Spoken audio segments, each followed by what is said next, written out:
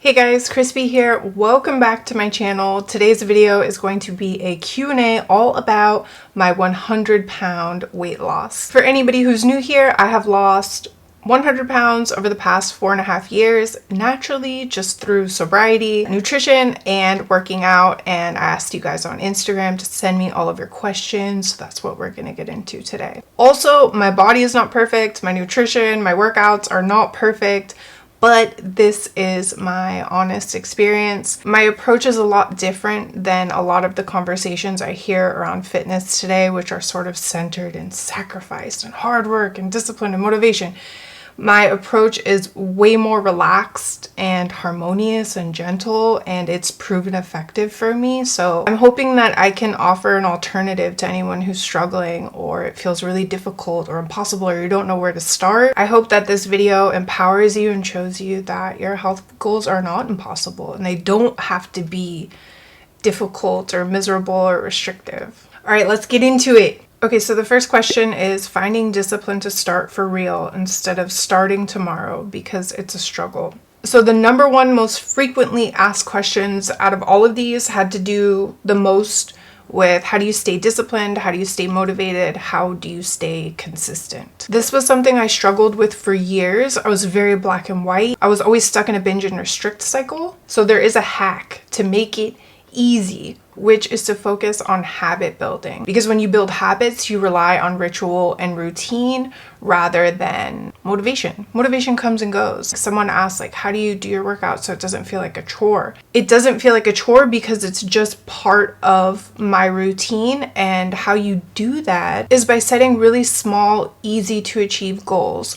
So over these 4.5 years, I've gone through weeks and months when I wasn't working out, I wasn't looking at my calories, because life flows and I allow myself to flow with myself. So when I do fall out of the routine of working out, what I'll do is I'll set a goal of just working out for 5 minutes a day. So I know that sounds ridiculous, but this is something called the compound effect. So what the compound effect is, when we make small efforts that seem insignificant, over time we reap huge rewards. So it sounds like if you're just working out for 5 minutes a day, that it doesn't seem like it's a worthy effort. You're not going to see results.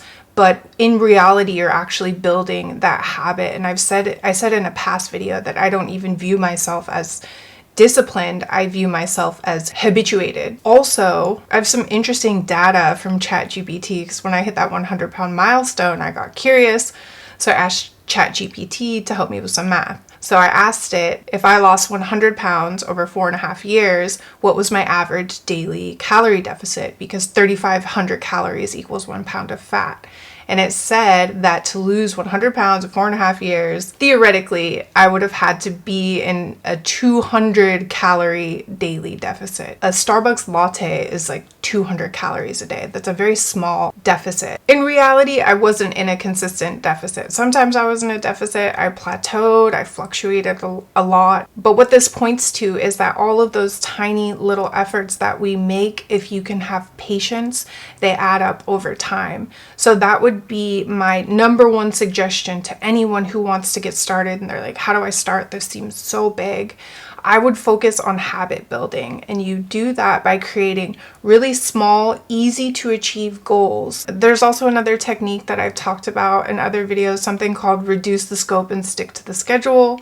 So if you have a goal to work out, but you don't have a full hour, don't throw away the whole goal, just go for as little as you can, because there's also studies that over time, when you stay consistent, even if you can't meet the full scope, that you have better results just by staying consistent. Someone asked, my question is, what's a good habit to avoid excessive indulging?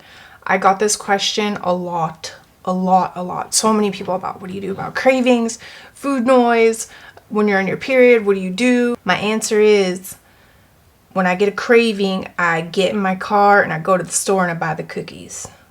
Always. So coming from binge eating disorder, it was a total shift in my mind to realize that the less you restrict, the less likely you are to binge. So it took a lot of time to shift out of that black and white thinking and realizing I can have whatever I want when I want it. I'm never on or off my diet. I'll check in with myself too. because I'm a snacker. Like, I love food. I love like all food. And I'll check in with myself, like when I want cookies, I'm like, do you really need the cookies? And I'm like, yeah.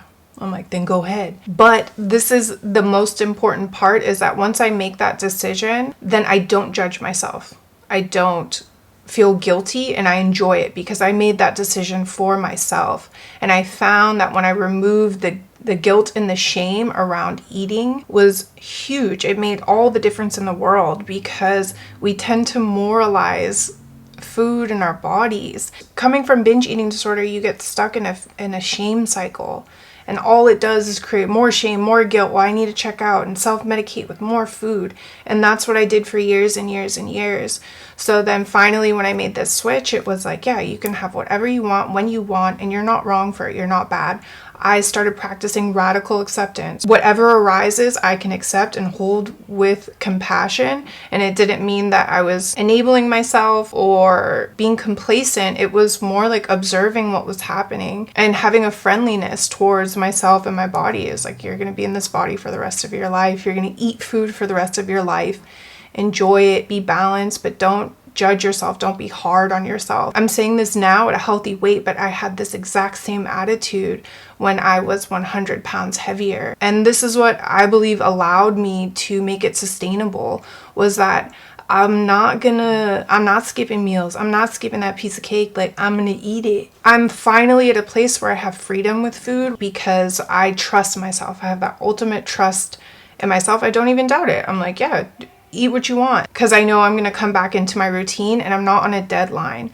That was a huge thing too, is like, before I always had some like absurd weight loss goal with like some, I need to lose 20 pounds in like 2 days, whatever. So it's so nice because I removed all that pressure from myself, because I was like, oh, it doesn't matter anymore. You're not hitting the runway. You're not a bikini model. You're just a regular person. It's just to be healthy and be strong. There's no deadline. I've recently lost 100 pounds as well. Wow. But I'm struggling with loose skin. Can you share any tips? There was also a ton of questions about loose skin, stretch marks, cellulite, tips that I have to avoid that. Honestly, I haven't done any treatments or anything for my loose skin. I know that they say your genetics play a big role. If you lose weight slowly, it gives your skin more time to adjust. But yeah, I have loose skin, cellulite, stretch marks. It doesn't really bother me. And actually myself, like when I was heavier, I wanted to try and like predict what I would look like. And of course, like you don't know until you get there. I'll show you guys because I don't really care. Yeah, anyone like straight men watching or family members, you could turn the video off now. But yeah, this is how my stomach looks. When I'm standing straight, you don't notice, but on the bottom of my stomach is where it's kind of wrinkly from the stretch marks. One of my friends was telling me about Morpheus 8, I think it was called, but I'm not totally familiar with that because I've heard a lot of people say it's a total waste of money.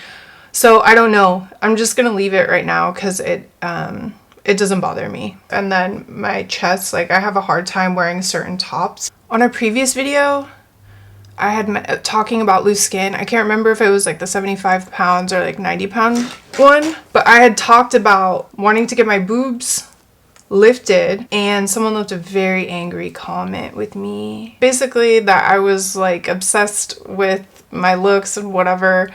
And the thing is, I think what's more important is being honest with you guys. And like, yes, there's a part of me that's like practices radical acceptance, have my spiritual practices, but I'm also human. So if I want to make a choice for myself and my body after losing 100 pounds, that's fine too. Are you on Ozempic or any other weight loss medication? So I'm not on Ozempic or any other weight loss medication, and I have never taken any. And just to be clear, I don't think there's anything wrong with it, and I don't judge anybody who does decide to take that route, because one thing I know for certain is that we never know what it's like to be in someone else's shoes, what their health situation is like. I have someone close to me who is currently on Ozempic, and they've struggled with obesity for most of their adult life, and they're diabetic, and I fully support their decision. I can tell you that they still have to eat healthy and work out. So yeah, I'm just not into judging anybody else or putting anybody else down for the choices that they make for their body. I've never taken Ozempic, and I wouldn't lie to you guys about that, or like surgery or whatever. Every now and then I'll get accusatory comments about like, you're on Ozempic. Like, I'm not gonna share sobriety, eating disorders, spiritual awakening, all that stuff, and then like draw the line at Ozempic. Tips for consistency. I refuse to track, doesn't work for me, and need easy meal prep / ideas. Okay, so I'm glad this got brought up. You don't have to track your food to lose weight and be healthy. In fact, like most of the people I know don't track their food. You can eat intuitively and just focus on eating whole foods and just go by how you feel. That's sort of like the double-edged sword with all the information sharing now. Like, the good news is we know so much about nutrition and weight loss, but the bad news is it might make you feel like you're not doing enough, and that's not the case. Like, you don't have to track your food. I would say probably like 75%, 80% of my diet is just whole foods. Mostly it's either chicken, ground beef, or fish, and then I make some sort of vegetable and salad, and then I'll do a carbohydrate. A lot of it recently, honestly, it's been just like either pasta or rice or potatoes.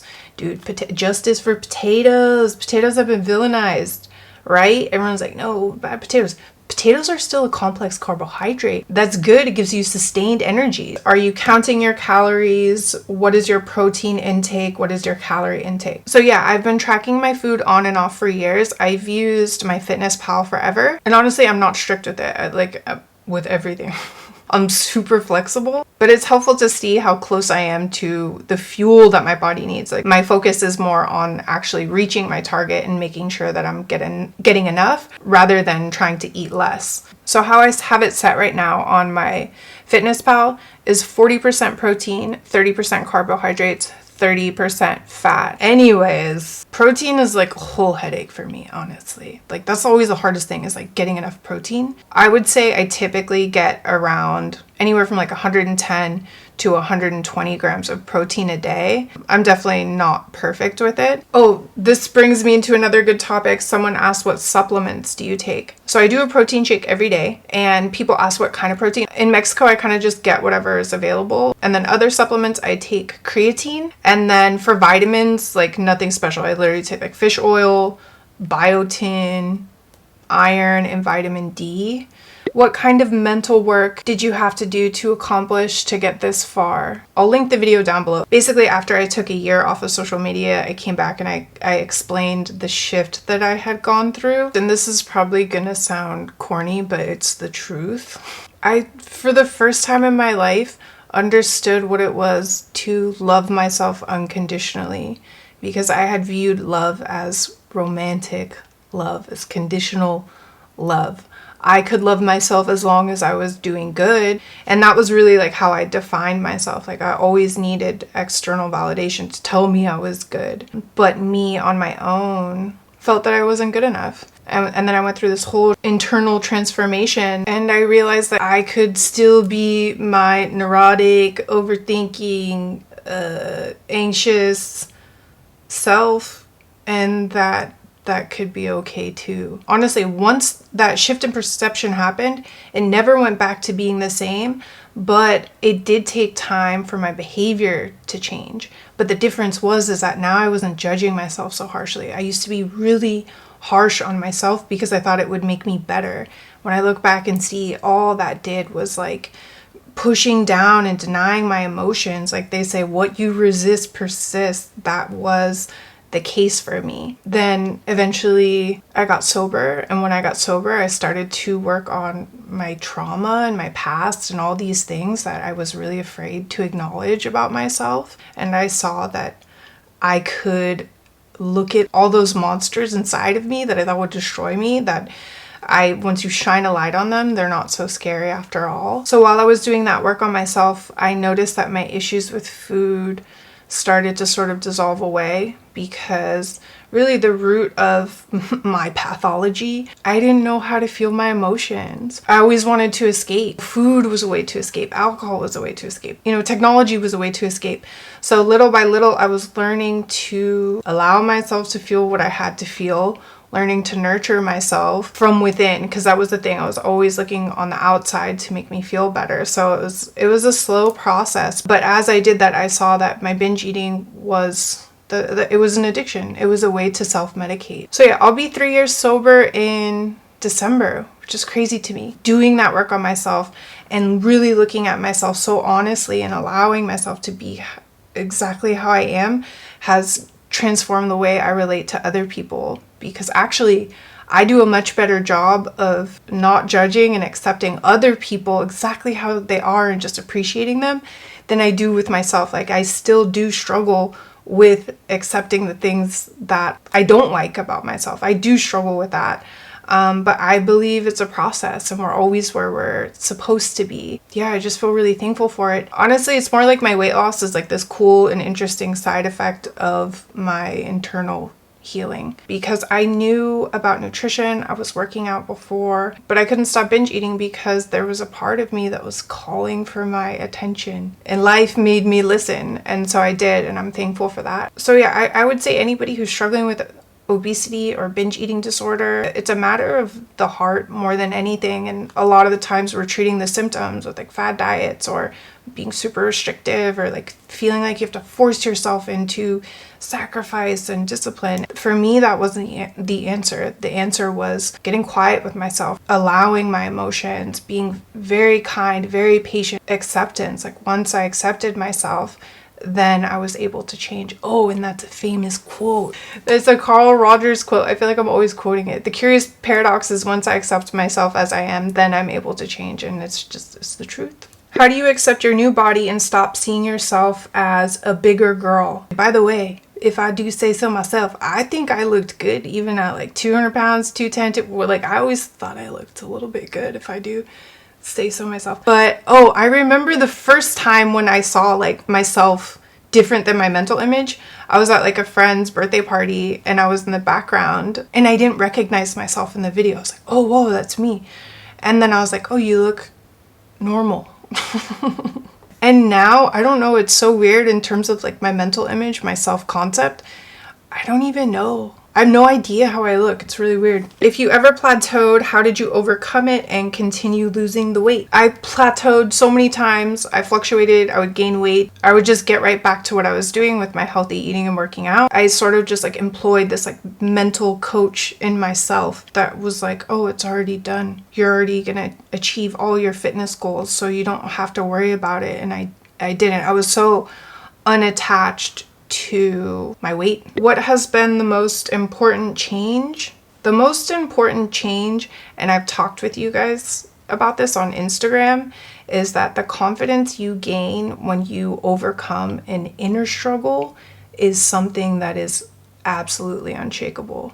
It's something that no one can take from you because it has nothing to do with the outside. It's your journey with yourself, and it's not a challenge. You have nothing to prove. It's just you sort of blossoming into your own. The other biggest change, I would say, is the appreciation that I have for other people. So the way that people have been towards me has meant so much to me that it exemplified how I want to show up for other people. So I think that's been the coolest thing, is feeling like I can connect with people in a new way that's totally honest and there's no judgment. My biggest fear is the gym. I have no idea what I'm doing. How do you start? If you don't like the gym, also you do not have to work out in the gym. As long as you're moving your body, if you're going for walks or you're doing dance classes, like swimming, hikes, whatever, don't feel like you have to fit yourself into what you're seeing on social media. Do what feels good to you. But if you are curious about the gym and you want to explore it, it is going to be a little bit uncomfortable at first,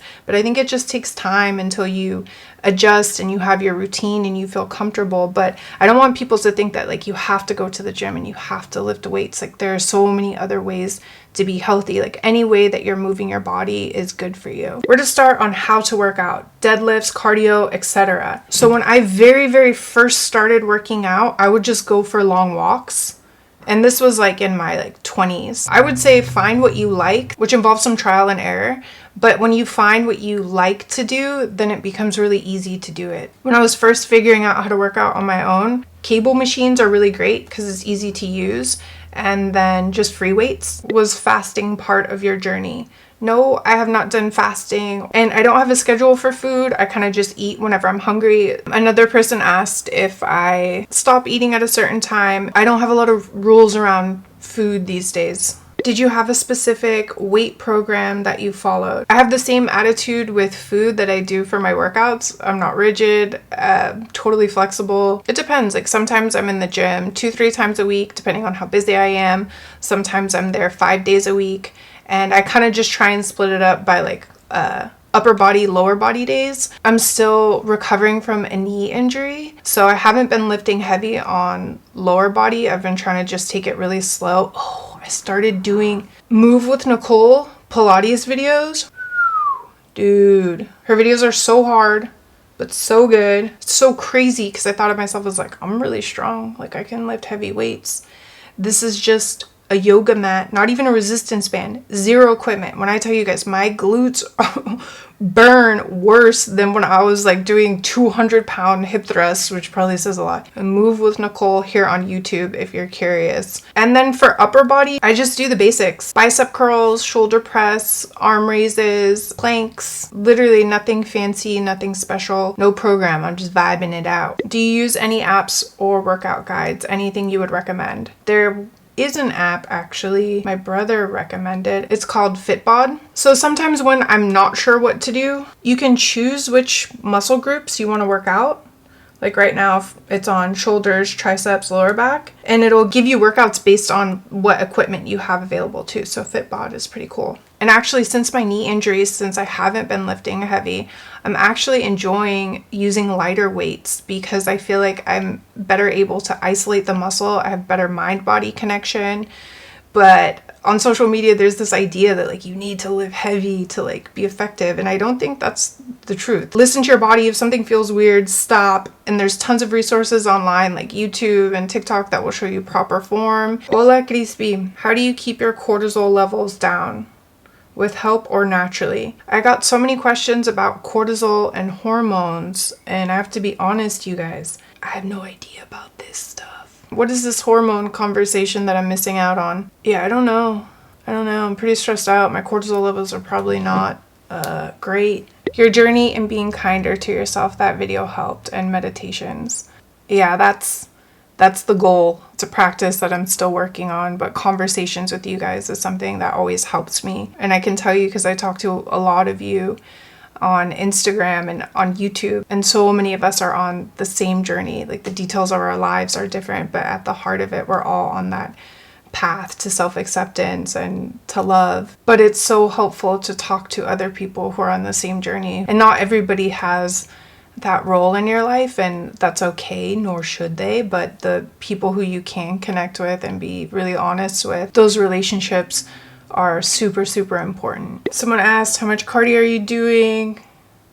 None. Honestly, if it weren't for my knees, I would be doing cardio. I wish I could do cardio and actually mean that, 'cause sometimes I've said that and I'm like, you don't want to do cardio. My mom got me this Apple Watch and it shows me how many calories I burned and my heart rate. And actually when she got it for me, I was like, oh Mom, I don't know if I'm going to use this. And it's actually like really helpful. It's cool when I'm working out. I can see my heart rate. I can see how many calories I'm burning. So actually really like it. Oh yeah, also in terms of like calorie deficit, what I'm doing now is working back up to maintenance calories, which is, I think my maintenance calories are around anywhere from 2,000 to 2,300 calories, because now I want to start building muscle, be as strong as possible. How you managed anxiety for such a long time? I struggle with my anxiety a lot. And honestly, going to the gym is like my favorite thing to do that helps with my anxiety, because when I'm there, I'm like, all you have to do is work out. You don't have to worry about anything else for right now. And so honestly, that's why like I love going to the gym. It's not even like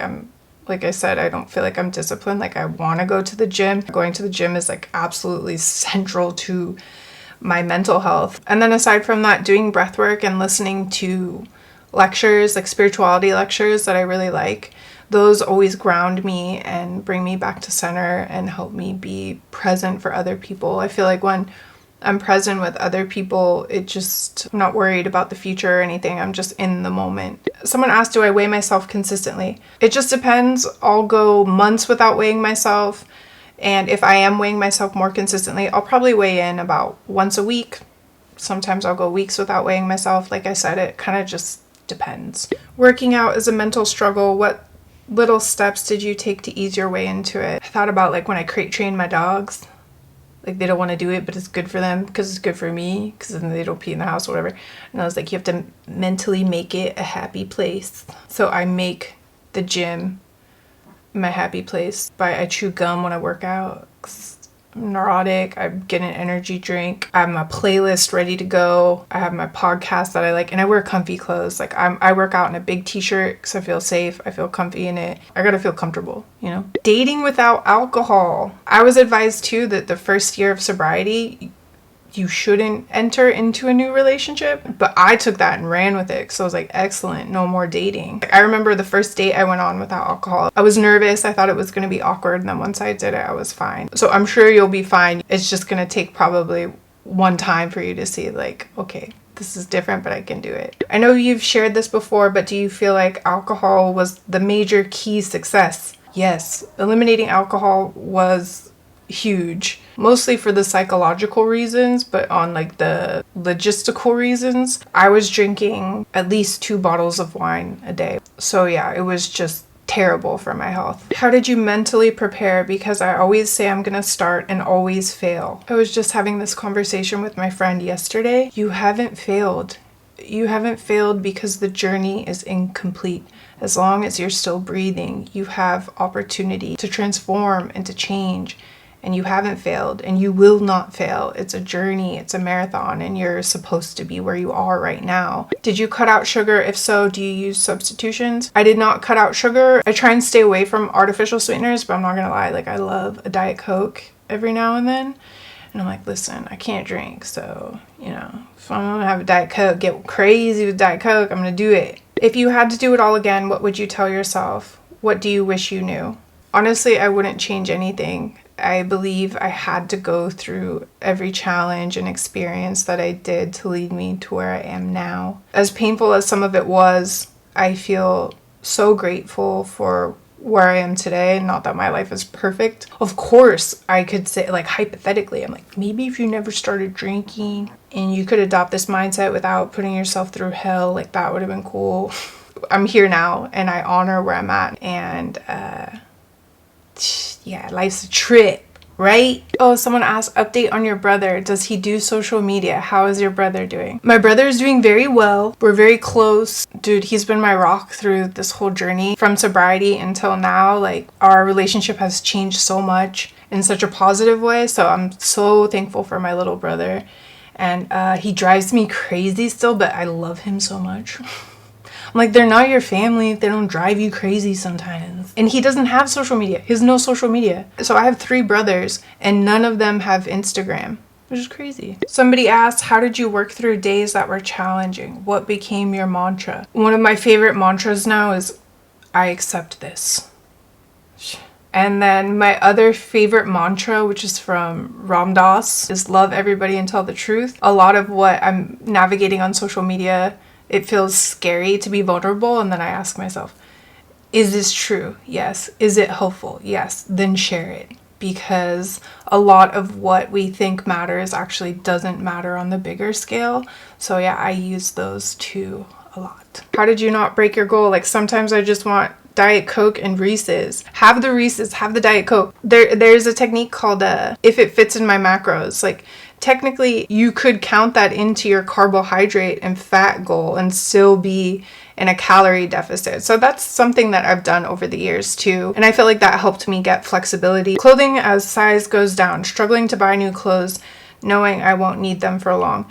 That was me for the longest time. And I can tell you that right now I have an entire wardrobe of clothes that don't fit. It was like I had to buy bigger clothes because my smaller clothes didn't fit. And then now my smaller clothes from before don't fit. So basically I have like no clothes right now. Did you have days that you fell off? I feel like once I do, I really fall, if that makes sense. I relate to this in a lot of ways. Like they're saying I fell off, I really fall. This person is being really hard on themselves, which I relate to. And what's most helpful for me is firstly forgiving myself, because then you're able to move on from it. You're able to recognize what you're feeling and it doesn't have such a hold on you. So yeah, the first thing you have to do is forgive yourself and allow where you are right now. That's gonna free up room and energy for you to move forward into the things that serve you. All right, you guys, thank you for tuning in. I hope that I answered all of your questions. Don't forget to like this video and subscribe. Leave me any comments, questions down below. I'm always here to chat, and I will be back soon with another video. Bye, guys.